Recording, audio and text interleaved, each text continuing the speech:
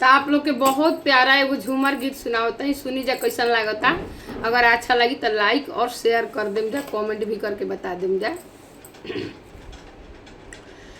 कवना घर में आना जाना, कवना घर बीचवना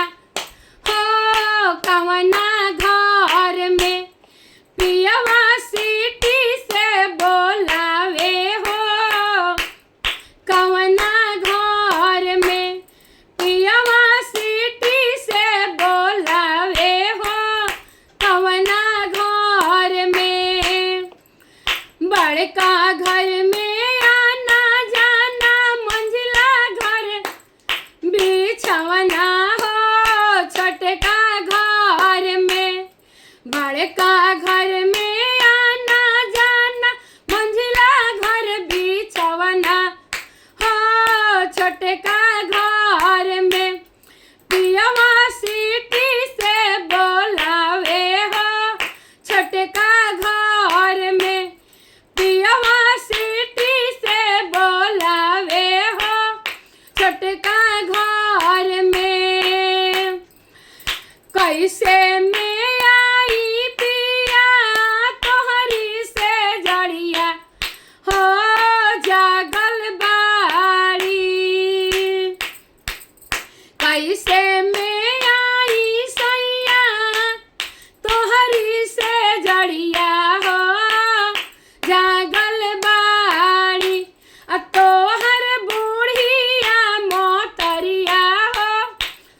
जागल बाड़ी तोहर बूढ़िया मोटरिया हो, जागल बाड़ी पाव के पैजनिया धनिया हथवा में ले लाहो, चलिया तो उनका सैया जीवन करे के उपाय बताओ तड़न की कैसे आवो। पाव के पैजनिया धनिया हथवा में ले लाहो, चलिया धनी हमारो से जड़िया हो, चलिया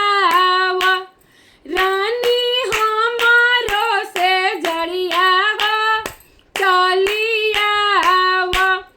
कैसे में आई सैया तोहरी से जड़िया हो, जागल बाड़ी तोहर बड़ा की भौजैया हो, जागल बाड़ी हो, लागल बाड़ी तोहर धुका भौजैया हो, लागल बाड़ी तोहर धुका भौजैया हो, लागल बाड़ी अरे हथवा के चूड़िया धनिया सिरहनवा राखी दीहा हो, चली आई हो धनी हमारी से जड़िया हो, चली आई हो पाव के पैजनिया धनिया हथवा में ले लाहो, चली आई हो रानी हमारी से जड़िया हो, चली आवा रानी हमारी से जड़िया हो, चली आवा। तो प्लीज लाइक और कमेंट करके बता देब जा हमार गीत कैसन लागल हो।